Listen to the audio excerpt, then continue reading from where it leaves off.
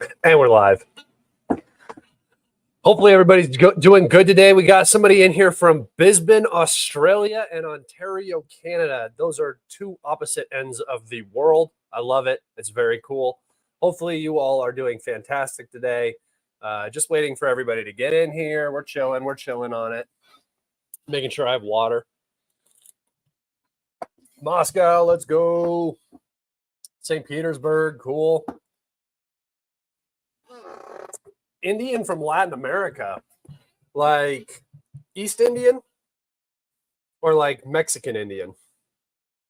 Curious. Greetings from Hungary. Leningrad, Florida. Nice. Is that a real place? I don't think so, but that'd be funny.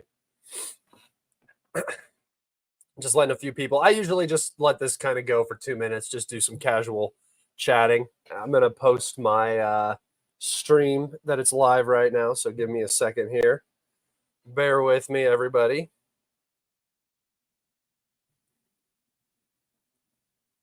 Live now. Go over to Twitter. No, a joke about St. Pete. St. Petersburg, Florida. There we go. That sounds more realistic. Thank you for not doing these every day. That makes the streams you do more impactful. That's exactly, guys. So part of the reason why I don't have like a super consistent schedule is because news, especially news coming out of Ukraine, is never really consistent. It's usually like weekends, it slows down. We get 3 days of nothing, and then we get information dumped on one day. So I kind of let it all come together and coalesce, and then I do a good live stream when we have enough information. Hello, everybody. Canada, Central Florida, 3 a.m. Thank you all for attending if you're able to. I appreciate you guys being so flexible with my schedule. I know these are sometimes in the nighttime for me, sometimes in the morning, but we go back and forth. All right.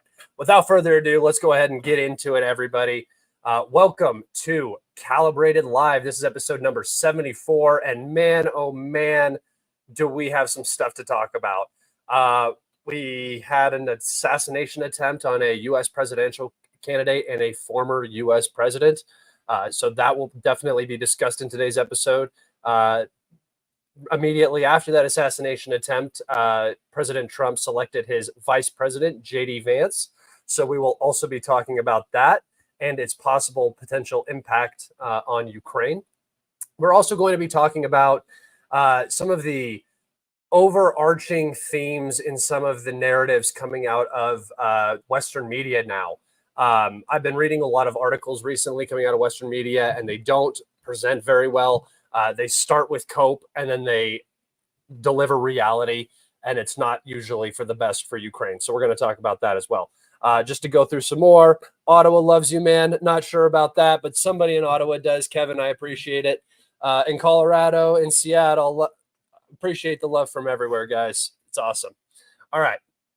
So first and foremost, I think that we should probably talk about the assassination attempt, right? That is a very, very impactful, historical, world-altering event, potentially. It's pretty crazy that everybody is so desensitized to this sort of media. I don't know what you would call it. This sort of, you're not used to this specific event, but everybody is so desensitized to everything that basically everybody started memeing the shooter the second it happened because he missed. I want to tell everybody that young man did not miss. He placed that bullet exactly where it needed to be. The target just happened to move his head at the exact right moment for that bullet not to go into the back of his skull.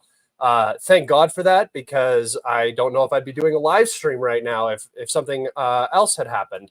I don't necessarily know if there would have been a civil war, but it would have definitely stirred things up, and it would have been interesting, right? To say the least. So I'm going to just talk about it a little bit right now. And actually, I wanted to go over to my Twitter, so I'm going to share that with you. Hey, guys, if the stream crashes while this is happening, I'll be gone for like 20 seconds. I've been trying to deal with my computer. I just implemented a fix that I hope will help, but from time to time, it just freezes. My mic cuts out, the camera cuts out, and I'll be back in like 20 seconds. So stick with me, bear with me, and I appreciate you guys all for dealing with that. And lastly, before we get into everything, if you guys want your questions answered, go ahead and throw them up in the chat. I look over there from time to time. If you want your question absolutely answered, because sometimes I miss them, you can donate through Super Chat. It helps and supports me, as well as your question will be answered live on stream. If you want to support me through other means, you guys can go to my Telegram, Twitter, and YouTube page. All of those links can be found in the description. If you're watching on YouTube, please subscribe and like this video. That's the easiest way you guys can help me. If you're looking for additional content, you can head over to my Patreon and sign up as a free member. Free members get access to all videos, but the members of my Patreon who support me get early access to those videos about a week or two ahead of when they're supposed to come out. There are 9 videos over there. I go over combat footage and stuff like that, so head over there and check that out. That link can be found in the description of my YouTube video. All right, let's get into it. So I'm going to take us right over to my Twitter, and I'm just going to show you guys sort of the setup. I'm sure everybody has seen it. Everybody's talking about it, but this is the aerial view of the area where the rally was occurring. I'm not sure if Trump was here or back here. I'm not exactly sure where the stage was lined up at, but this kind of shows sort of what was going on. So this spot, I think, is slightly off. I think the area of the roof he was on was over here. The ladder was right here. Let me make this bigger so you guys can see it. Okay.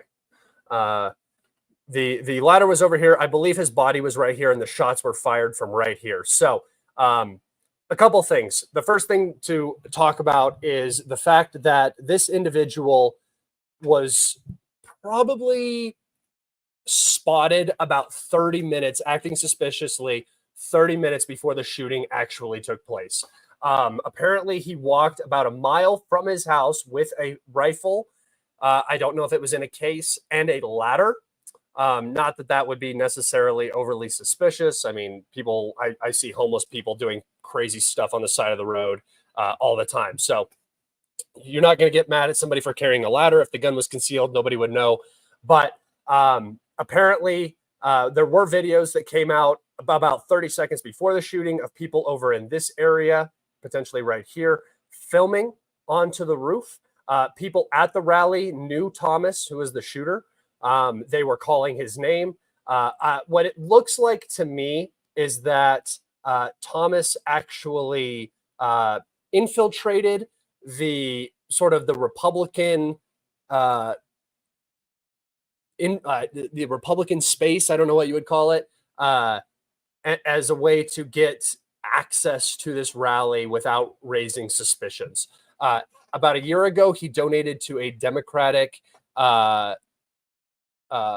He just donated to the Democratic Party, the DNC, and 8 months ago, he registered as a Republican. So already there's some suspicions there. What's going on? Not saying people can't change their politics. That's fine.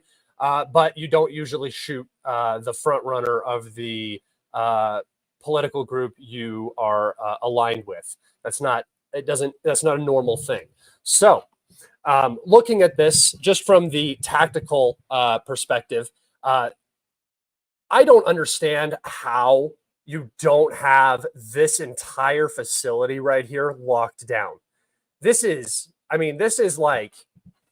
so bad in so many different ways. First off, you should have every building within probably a good 1,000 meters, especially any building that has line of sight, having some sort of protection. Something this close to the stage, somebody could conceal a short-barreled rifle, get up on this, and take a shot at 152 yards. I can hit a target at 152 yards with iron sights, no problem, right? At least a body shot. I mean, I don't know if I can hit somebody in the head at that range with iron sights, but that's not particularly a far shot, especially when you have elevation and you're lying in a prone position. It's not the most difficult thing to do. So That's the first problem. Why the hell isn't there? There should be a guy on this building, and there should be a guy on this building at least, right? As well as guys on these buildings like they had. There was a sniper team here and a sniper team here covering. However, I believe that these trees blocked the line of sight of the sniper team on this building because he was over here. So in terms of the actual sniper team, I think that they were put into a very difficult position where they didn't have clear line of sight. I think that there were some communication issues about what was going on. I think the fact that this person had been spotted was already suspicious, and the fact that everybody knew him here kind of sort of set the whole thing up for them to be like, well, are we going to shoot this kid who's on the roof acting suspicious, or am I going to wait for clearance to shoot this kid, wait for some sort of information that he has a weapon, that he's doing something to put people in danger, that sort of thing. When that didn't come, the snipers, you could see them communicating, not understanding what was going on, trying to get a better angle, it looked like, on the roof. This roof is sloped on this angle, so I do think he was in defilade right here. You might not have been able to see him from this position exactly. Another very good reason you should have at least one sniper team on this building. There might have been a sniper team in the building. I heard some rumors that there was that he was right on top of them, but again, I don't know. This is very suspicious to me. There are a lot of things not adding up here. If you look at the individual's character, he is the perfect. Okay, let me preface. I'm not going to be making any claims because I don't have any concrete evidence. This is just going to sound like conspiracy theories. I'm not cemented in any one idea. I think multiple things could have been happening here. First and foremost, this could just be a crazy person. Let me do this. This could just be a crazy person, right? We have no idea of knowing. There are crazy people. There are incel loser dorks. We deal with them online all the time. Their life gets bad enough and they're looking for status. This is a way to achieve that, even in death. Same thing goes for suicide bombers, anybody committing martyrdom. They're usually men aged 18 to 40 who have very little prospects in life, and they're looking to achieve something with their life. Men aged 18 to 40 are the most dangerous human beings on the planet. And if you get them organized and point them in a direction, it can be devastating, right? That's what armies are. So again, this individual was a prime school shooter, bomber, those sort of things. This individual, at least in terms of his social status, really hits that nail on the head. Particularly the fact that everybody from school kind of talked about him being a weirdo. Obviously, he wasn't the best looking guy. I always say that it's weird how the school shooters and the assassins and the serial killers are never really the most attractive individuals. I think that's funny because attractive people don't have time to think about assassinating individuals. This is where it might jump into conspiracy theory here. And this is just my 2 cents on the whole situation. First off, Secret Service dropped the ball. I mean, there is no ifs, ands, or buts about this. And I have two thoughts on this. Secret Service either dropped the ball and it was in some way intentional, whether it was just a communication issue that was intended to allow this person to get shots off. I don't know. I'm hard pressed to imagine that this is just a series of colossal security slip ups. I've done some security. I've worked certain events, and this is bad. If you had me there, I would have told you needed somebody on that roof, especially when you have somebody like a president that you're protecting, right? It's inexcusable. It doesn't make any sense. And so there's that. either Secret Service completely screwed up. And I mean, this is also a possibility. I think that the idea of this like Western superiority when it comes to weapons, or this idea that Secret Service is infallible, or the CIA is, some perfect intelligence organization. It's all bullshit, right? People make mistakes. These organizations are run by humans. This isn't the presidential Secret Service. This is the former president's Secret Service. So probably not the best team. They're also doing a ton of these rallies, and I'm sure Trump is very, very difficult to deal with in terms of his security presence. But this is completely ridiculous. 152 yards, I could have killed him with a slingshot from there. That's crazy. That's crazy that you let somebody get a shot off that close. That would be the same level of security failure as letting, it's almost worse because at least a pistol can be concealed, as letting somebody come up and shoot somebody very close with a pistol. That's on this level of failure. It's you can't let that stuff happen. And this is where my suspicion starts to creep in. They had word that there was a suspicious character acting around this building for about 26 minutes. That should have been plenty of time to move multiple, just police, not even Secret Service, into the area to observe and to control. That didn't end up happening. When the shots were being taken, a police officer climbed up the ladder or climbed up onto the roof, and Thomas, the assailant, pointed a gun at him. He backed off the roof, and then Thomas took the shots. Also could have saved Trump's life. We don't know, but again, colossal screw up. And and now I've said it a couple times. Now I'm going to get into the conspiracy part. First off, this kid was in a BlackRock commercial. If you're looking for somebody to be a lackey for an assassination, or you needed somebody to take a front seat in a vehicle-borne IED, you go for the weakest, most gullible, most convincible individuals of your society. This tends to be the rundown, bullied incel dork. This individual was in a BlackRock commercial not too long ago, which is suspicious. Everything just lines up too perfect for this to be this kid stumbling into an assassination plot. I mean, it's like a kindergartner drew it up how easily it happened. The building is 152 yards away. It's the most obvious position for a shooter anywhere close. Besides the aspect that you would expect there to be Secret Service on top of the building, there wasn't. He brought a ladder, which should be a huge red flag. Why is there a ladder on the side of this building? And he was up there for a good amount of time. People were yelling at him, talking to him. It's pretty crazy that the snipers did not see. It's pretty crazy that they didn't have a sniper anywhere outside of this position to see him. They should have a sniper back over here, a sniper over here, and potentially snipers. I would put one on this building and then one over here as well. If you have those resources. I don't know what the resource allocation is like for former presidential Secret Service, but he is a presidential candidate, so you'd think it would be heightened at least. I don't know. It could have been just the largest colossal screw up in Secret Service history, potentially, outside of maybe Robert Kennedy. But this, I don't know. It's inexcusable or planned. It's the only two conclusions I can come to. The shooter is the perfect individual for this. He didn't hide it at all.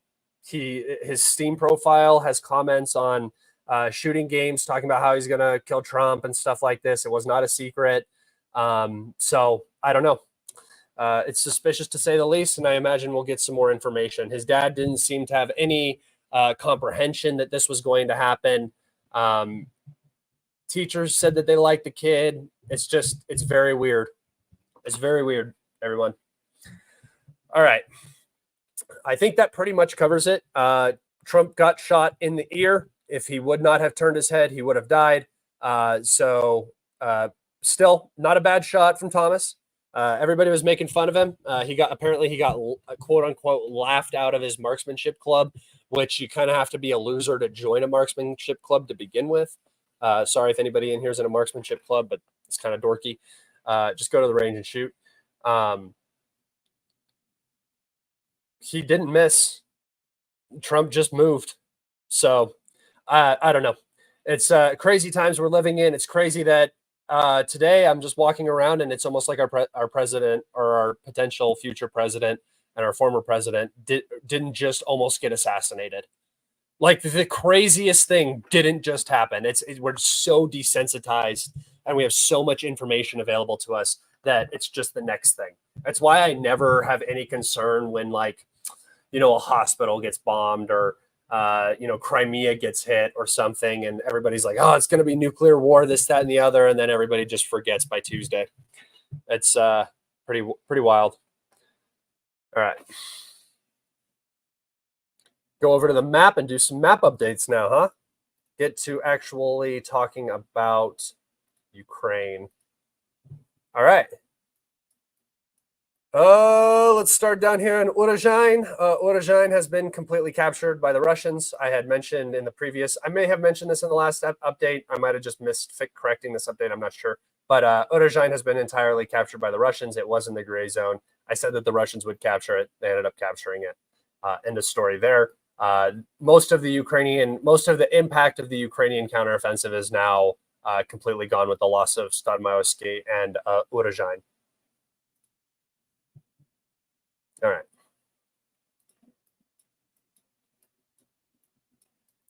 right. Here in Krasnohorivka, we can see that the Russians have again advanced in the suburban area, the residential area.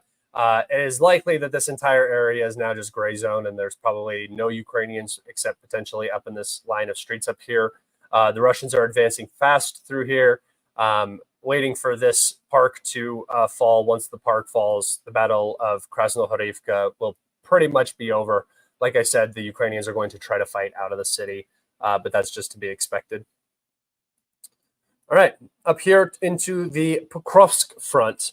The Russians have significantly advanced into Novoselivka Persha, cutting both the main line of logistics into the city, probably wasn't being used anyway, and the secondary line is now within rifle range. If you wanted to know, this is kind of what the gray zone looks like here. It's kind of like this. That's the gray zone. So the Ukrainians are kind of occupying these tree lines and preventing the Russians from fully pushing out to the river, trying to maintain this bridgehead. And then this is mostly in the gray zone. There are Ukrainian troops in here, but no solid control. We did get a video of 2 Ukrainian troops being captured right around this set of houses right here in a basement. Russian troops approached. The Ukrainians came out and surrendered. It appeared as though some Ukrainians stayed in the basement, who were then grenades were tossed. Maybe not grenades were tossed, but rifle fire was fired down into the basement. So I imagine some Ukrainians died and then some surrendered. But what it means for Novoselivka is that there is likely a clearing operation going on now, and they're just finishing up capturing the rest of the town.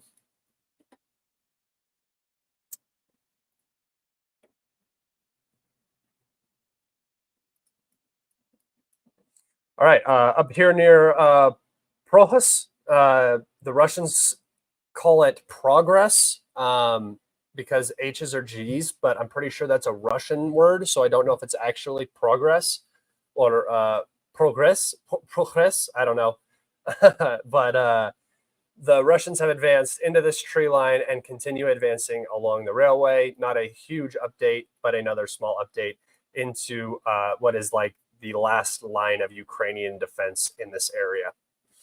To the north, the Russians have slightly improved their positioning, capturing the village of, hold on just a second, Luzvatsky. This is not really a town. I don't even think that there is structure. This might be a structure, maybe. But yeah, pretty much nothing. Maybe a structure right there. Pretty much nothing. Not even a town, just somebody's property. But yeah, so some small advancements on the Pokrovsk-Avdiivka front. Not a lot of map changes recently, actually. just the news cycle has been slightly slow. It's why I didn't do a video yesterday, is just because the news cycle has been rather slow. A small Russian advance into Zalizny. Again, this threatens the Ukrainian defense line here. The Russians are pushing into the area pretty strong with some strength. The Ukrainians are very concerned about Toretsk. A lot of the Ukrainian unit telegrams now are in the area are starting to talk about how they're having extreme manpower issues and how Russian bombs are just ripping everything open. Guys come in, they rotate into a position, that position gets hit by a glide bomb, and they kind of have to restart and stage in a new area. That position gets hit by a glide bomb. So kind of a little bit of a hell on earth situation for the Ukrainians currently in New York and Toretsk. And with this breakthrough right here, this penetration into New York, the situation is very difficult for the defenders. All right, moving up here, this is where we see the largest advance in the Chasiv Yar area. The Russians have completely captured Kalinina and have pushed it through the fields north of Kalinina towards Hyhorivka. This is important because, again, just pushing out and leveling the front line along this canal will be very beneficial for the Russians in this area. Again, pushing out down here outside of Kleshchivka as well. It doesn't seem that there's almost any assault operations going on in this sector right now. So if you guys don't see any movement here, it's because there's not a lot of movement. There's just not a lot happening in this area. There's fighting, but it's all positional. But yeah, this is an important advance. This means nothing basically. This is just leveling it out along the canal, but advancing towards Hyhorivka and then forcing the Ukrainians out of this pocket is the first step to the beginning of the Battle of Chasiv Yar. Once Hyhorivka falls, the Russians will be able to cross the canal in multiple different areas here and begin operations on this industrial mound area, which is actually a high ground outside of Chasiv Yar. I will bring up a topographical map here. Hold on just a second.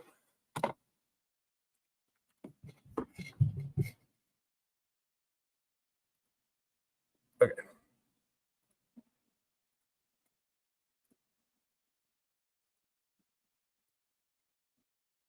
All right, before I do that, let's see. Kalibrated, did you see New York and Toretsk? Do you see New York and Toretsk being similar to being Avdiivka or Bakhmut style battle? Yeah, if the Ukrainians have the reserves to throw into the battle, I don't see why the Russians would push. Again, the Russian goal is not to push here. The Russian goal is to destroy the Ukrainian army where it stands. Let the Ukrainian army come to them and just continue grinding it down. It's getting to the point where the Ukrainians don't have much of an army to send anymore. I know you might have been hearing that throughout most of the war, but the Ukrainians have been able to maintain while burning through their manpower, right? We're getting to the point where that manpower reserve is now almost completely spent, and we're seeing the Russians advance all over the board. Even though apparently, according to reports, Ukraine's artillery disadvantage has been alleviated from 7-1 to 3-1 in the Russian favor. So, but they're not deblocking anything, and they're not preventing Russian advance. So the manpower is really the key issue here. All right. What if Scott stood up and lifted up his shirt and the word horror was written in red lipstick on his stomach? I have abs, but I think I'd be a little washed out in this lighting, and I don't know if I want to show my stomach on stream until people start paying me more money for that. Seen any turtle tanks lately? No, I was actually going to talk about this, and I can right now. The turtle tank made its appearance. It was successful momentarily, but it appears that the Ukrainians have figured out ways to immobilize them, stop them, and their effectiveness has sort of been reduced. And this is just sort of the ebb and flow of battle, right? It's a constant tug and pull between defender and attacker. Things blowing you up and things that are meant to protect you from blowing up. it's a constant back and forth, and the turtle tanks seem to have stopped. I mean, they just might not be filming them now. I'm not sure. I still see canopies, but I haven't seen any monstrosities lately like that. Thank you for your question.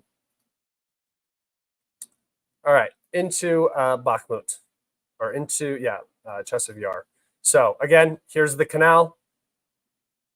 You can see here Horivka right here. The Russians want to cross right near Kalinina and capture these industrial mounds here, which would then give them line of sight on one of the main supply roads coming into Chasiv Yar, as well as sight down onto Chasiv Yar. Now, the Chasiv Yar is already on a natural high ground here.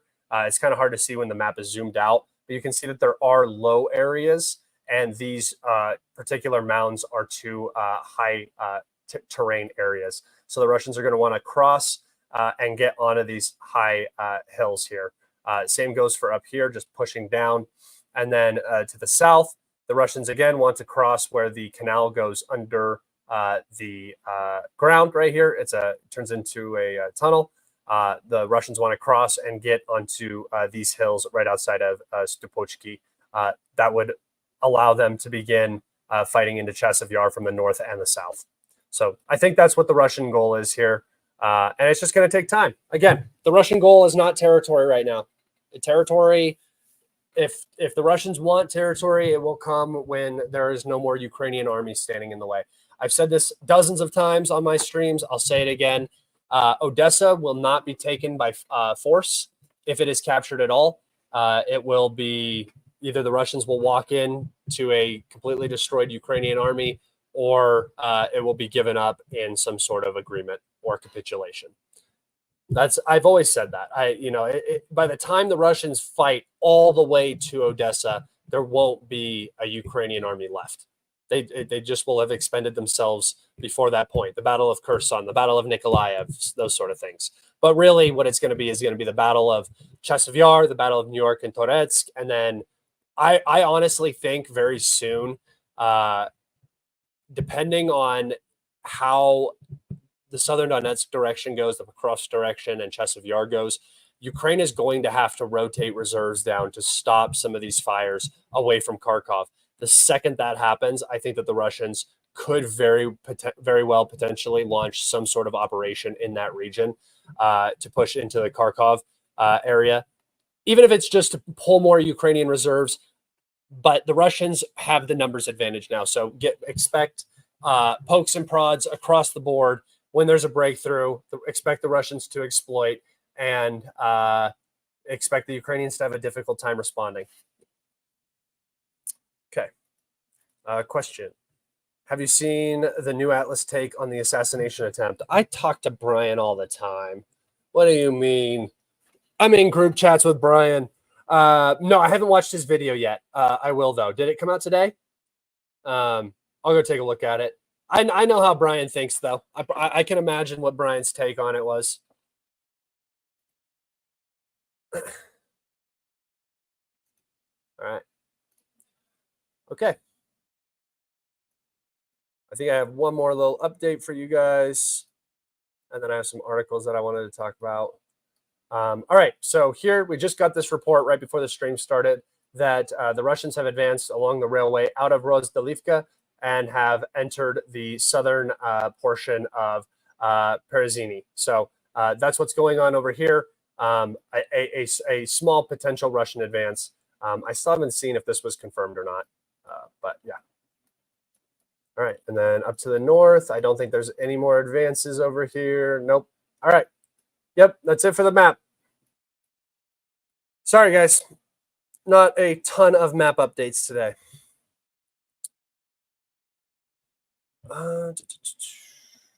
When is the next Kalibrated New Atlas team up? Go ask Brian.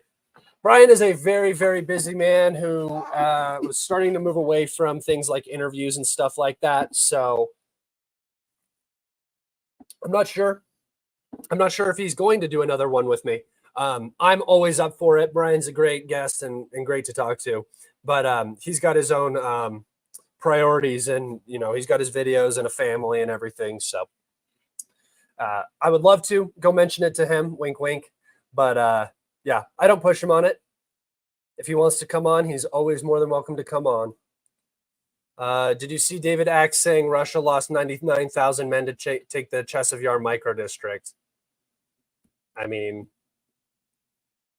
is that real? Did he really say that? David Axe has been wrong this entire war, so I don't know how that dude has a job, but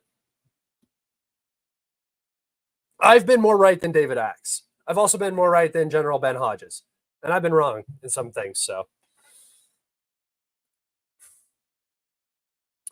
Let's see. Can you evaluate the situation around Seversk? Azov is pushing into the forest, but Russia is coming.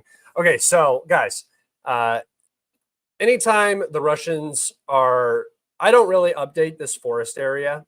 My map kind of, I think that the Ukrainians have sort of pushed back this area, but it's so weird in this forest and the movements are so slow and unimpactful that I really just don't pay a lot of mind to it right now. If stuff starts happening in here, I'll start doing a lot of updates. But like pushing this back like a corner of a field is like ridiculous to me. I don't see the point in it. But in terms of the Ukrainians attacking here, this is the absolute worst thing that they could be doing. You have a fire here. You have a fire here. You have a fire here. You're going to have a fire down here. You have a fire here. And you're trying to attack up here, right? So you got all that going on. And at the same time, you're going to be expending men in offensive operations in a forest, which is a great way to get absolutely rocked by artillery and bombs, right? Push up through a forest into enemy positions, taking casualties for what? What is Ukraine going to achieve in this area? They tried for months to push towards Crimea, and they failed time and time again. They lost so many people in this forest and to the north up here, and they never achieved anything. This is not the area they push. There's nothing to achieve here. This is bad. This is not good. So let Ukraine attack wherever and whenever they want if you're the Russians, because that just does not matter to you. That's exactly what you want. Oh, you're not going to build up any reserves to try to defend and stall this out as long as possible. You want to attack me? Go ahead, attack me. If Russia could have Ukraine just doing 2023 summer counteroffensives all the time, that's what they would do, right? My volume is too low. Your volume is too low. Turn up your phone or your computer. What is the most dangerous part of the Ukraine front right now? For the Russians or for the Ukrainians? I would say probably Vovchansk is probably the most dangerous area for either side. Just the intensity of fighting and the systems in this area. Ukraine has everything here. Russia has everything here. So if you're Ukrainian or Russian in this area, life is probably not the most fun right now. Outside of that, Chasiv Yar is always pretty wild. It's pretty exposed, and there's a lot of high ground, so units get rocked in this area, both sides. New York and Toretsky is getting bombed a lot. I wouldn't say it's probably the most hot, though. I would say this area, right outside of Pokrovsk. Open fields, difficult for both sides engaging in pretty high-intensity fighting. The Russians are trying to advance in this area. So I would say right outside of Pokrovsk. But by the way, this is starting to look so dangerous zoomed out on the map. Like from here, this is where the map used to be. And now the Russians are all the way up here and getting very close to Pokrovsk.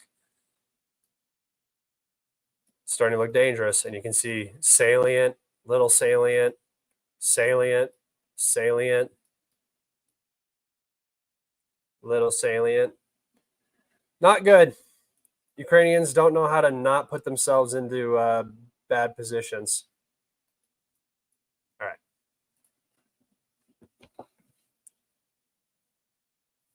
We don't need to get me a mic stand. I do this.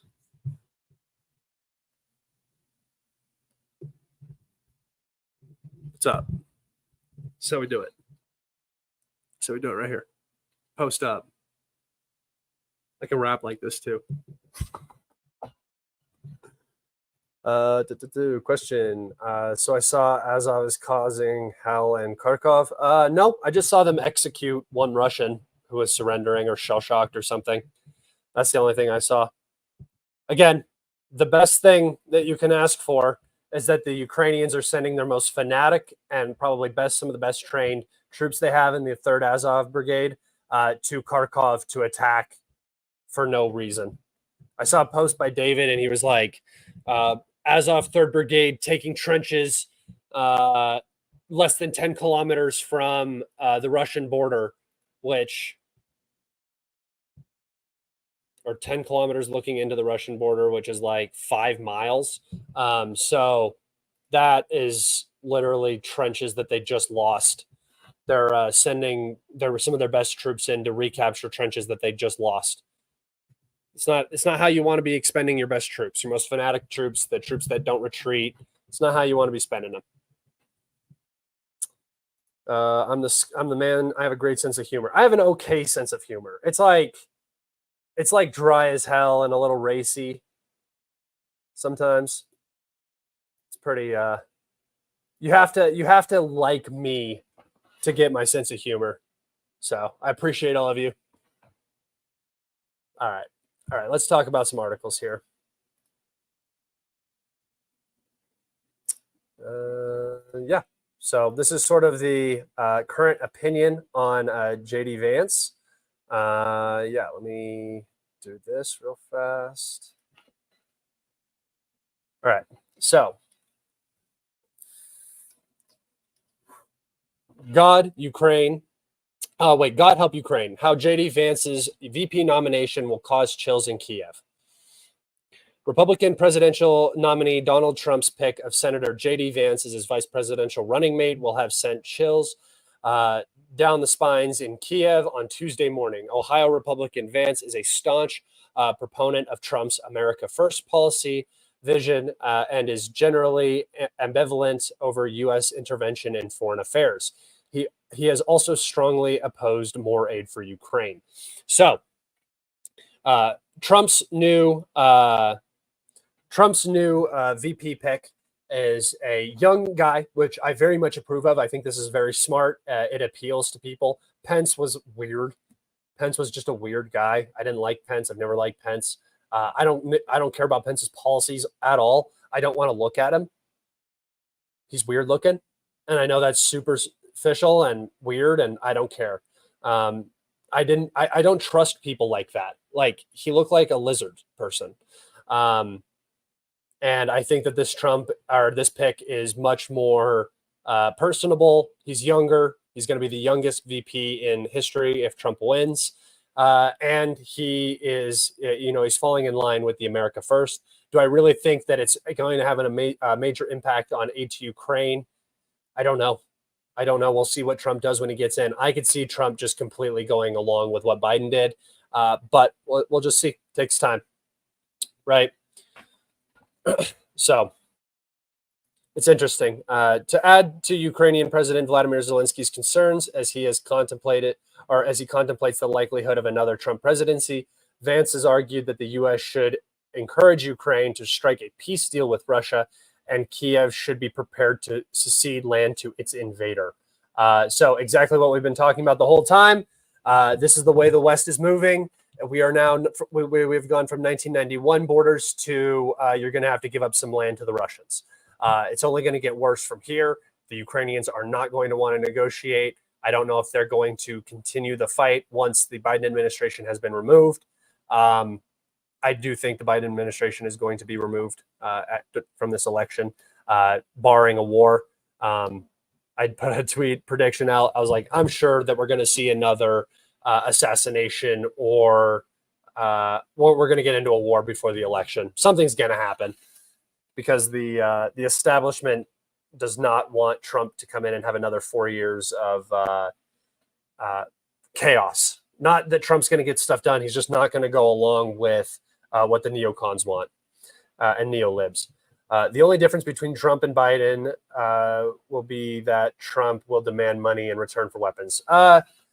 No, I think that there is a strong enough domestic will to end support for Ukraine now in the U.S. The entire Republican Party and most of the Democrats don't care about Ukraine anymore. You have a very vocal minority and then the establishment. The reason why Ukraine's aid has gone on for so long is because the American people are powerless to the establishment. But when the establishment gets removed from its position of power and somebody like Trump gets put in, and if you think Trump is like part of the establishment, he kind of is, in that he's going to go along with certain lobbies and stuff like that. But he's definitely not the establishment's pick. The permanent state in the United States does not want Trump in office. They didn't want him in 2016, and they tried to get him out for 4 years. It wasn't just the Democrats. It was the intelligence services. It was the FBI, the CIA. It was everybody. Everybody was trying to get him out, and the powerful people in those positions. The same thing's going to happen in this next 4 years if he's not killed before then, as we've seen. And I think that the likelihood of him being killed now, after the recent shooting, Secret Service will be much, much stronger. But I think that the talk about how impactful killing Trump or Biden even will be is something that's going to draw a lot of psychos, right? People that want to be remembered, people that just like Thomas. So I honestly think we're going to see something before all that happens. But yeah. Yo, Scott, any computer crashes today? Great entertainment. None yet. And I'm going to knock on wood here because my computer does this thing where as soon as I talk about it, it ends up crashing. I appreciate the dono, though. You guys are awesome. You guys are dope. I appreciate it. I have prepped everything. This is a good idea. Hey, guys, if you're smart right now, what you should do is you should make sure that you have some ammo for your gun, and you make sure mostly just have ammo for your gun because you can get everything with that. But also have some food and some water and a fishing pole and some seeds and some shit like that. It's always a great thing to have on hand.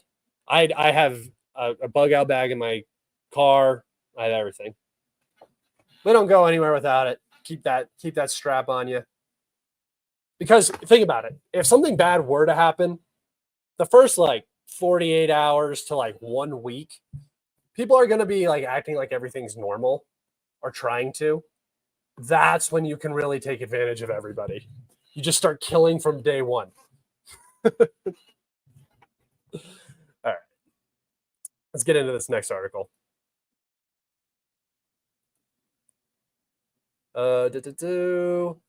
New Ukraine war phase is death by 1,000 cuts, says former general. The numerous daily Russian attacks on Ukraine are having a cumulative impact on the latter's fighting force, according to a former general who has called Kiev's allies to step up their support in its fight against Vladimir Putin's aggression. The comments by Mick Ryan, a retired opinion rejected Army Major General, came as Russia continues with its meat grinder assaults and a push in the north of the Kharkiv region that has seen a spike in casualties among Moscow's troops. So I believe this spike in casualties they're talking about is the Mediazona spike, which is a very minor spike that is only related to Russia now being in an offensive posture. But I could be wrong on that. I don't know where that data comes from for them. Ukraine's general staff said on Sunday that the situation near Toretsk and in Donetsk Oblast is, quote, tense. That's not good. And that the heaviest fighting is near Pokrovsk, as heavy fighting in the cities has expanded the active front line. But Ryan told Forces.net that every day Ukraine's troops had to defend against dozens and dozens of individual attacks across hundreds of kilometers of front line every day. Hey, Australia, that's what a war is. What are you talking about? All right. This is a quote from him. That does slowly but surely weigh down a military and a nation, he told the outlet, which published the interview on July 9th. It really is death by 1,000 cuts. Okay, so what have we been saying for about 2 years now? The Russians are fighting an attrition war, right?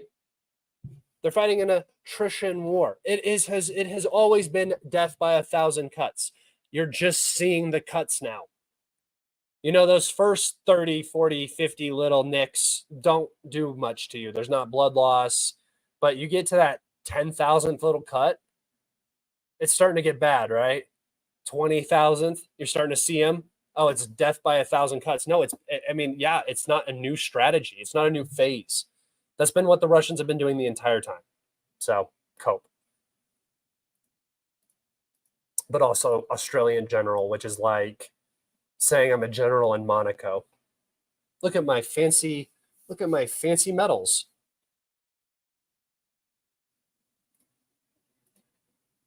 All right. EU chief rebukes Hungary's Orban over peace mission. I hate these titles. Peace mission with Trump talks. So the establishment in the EU has not been very happy with Orban, who is currently the acting president of the EU via Hungary. As he went to Kiev first, which was what seems like in line with the EU's policy currently, talked to Zelensky about peace. Zelensky said no, went to Putin. Putin said, sure, here's our terms. Again, we're willing to come to the table. Ukraine just has to be willing to accept this. Then Orban went and met with Trump, who is likely going to be the next president of the United States. So Brussels, July 16th, via Reuters. A top European Union official rebuked Hungarian Prime Minister Viktor Orban on Tuesday after he launched a self-styled Ukraine peace mission, put that in quotes, that includes talks with Donald Trump and the leaders of Russia and China without EU backing, except he is the acting president, or not acting. The Hungary is the head of the commission, not acting president, but head of the commission, something like that.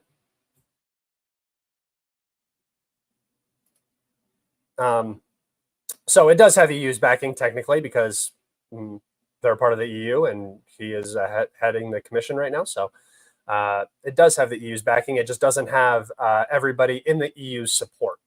Orban told fellow leaders of the 27-nation bloc in a letter that Trump, the U.S. Republican presidential candidate, is ready to act immediately as a peace broker in the Russia-Ukraine war if he is elected in November. Okay, so this is where the assassination... bye, off the grid. Have a good one, man. This is where the assassination talk starts to come in for me. Why I think there's going to be something else ahead. If you have a president who's actively talking about pulling out of a conflict that's making a lot of people money and is instrumental to a geostrategic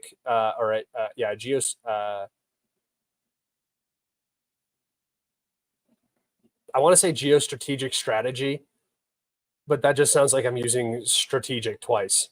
Strategy, a geostrategy. Geostrategic strategy to weaken Russia and focus on China. And if you're pulling out of that, you are going to become an enemy of the state. So I would be very careful if I was Orban, and I would be very careful if I was Trump. More careful if I was Trump. Many European officials fear Trump could cut U.S. support for Kiev and push Ukraine into peace talks that would give Moscow a substantial slice of Ukraine and embolden the Russian President Vladimir Putin to pursue further military adventures. Let's go on a military adventure, boys. The special military adventure. Hungary, which has maintained close ties with Russia since February 2022, since the Russian invasion in 2022, took on the EU's rotating 6-month presidency at the start of this month. So I was right. Hungary is the acting president of the EU currently. So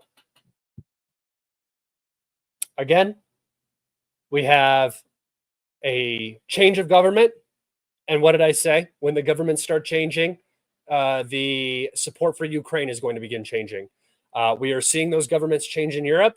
That government is likely about to change in the United States. And from that, I think we are going to see the geographic geostrategy.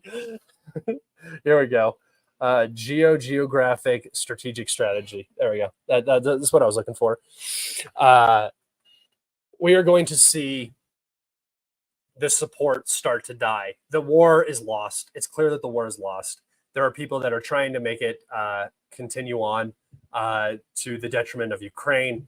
And I don't know if we're ever going to see a peace negotiation with the current regime. So before then, regime change is probably going to have to occur in Moscow or in Kiev.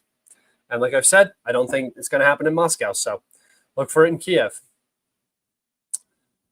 All right, guys. I think that's it for me. I am done for today. Tomorrow, I will be recording the demonetized number 10. Yeah, 10. So be on the lookout for that tomorrow. I'll also probably be doing a live stream. I might do a live stream with some buddies. I am also going to be doing a podcast with AMK Mapping. So a pro-Ukrainian who I believe is a very accurate pro-Ukrainian, very realistic, actually hated by NAFO and most of the pro-Ukrainian community because he tells the truth, kind of like Julian, Gemini man Julian. So be on the lookout for that as well. Hopefully we get that recorded in the next day or two. Like I said, I'm going to be going back and doing some more recorded videos. So just be on the lookout for that. And yeah, if you guys want to go follow me on Patreon for free, you can get access to those first 7 demonetized episodes. Like I said, all my content will be free. Any content that is necessary for you guys to understand what is going on in Ukraine will always be completely free on my YouTube or on my Twitter, on my Telegram. I do this for you guys so that you stay informed. And I appreciate all of your support. Please like and subscribe if you guys haven't, and have a great day. I will see you on the next one. Peace out, bros.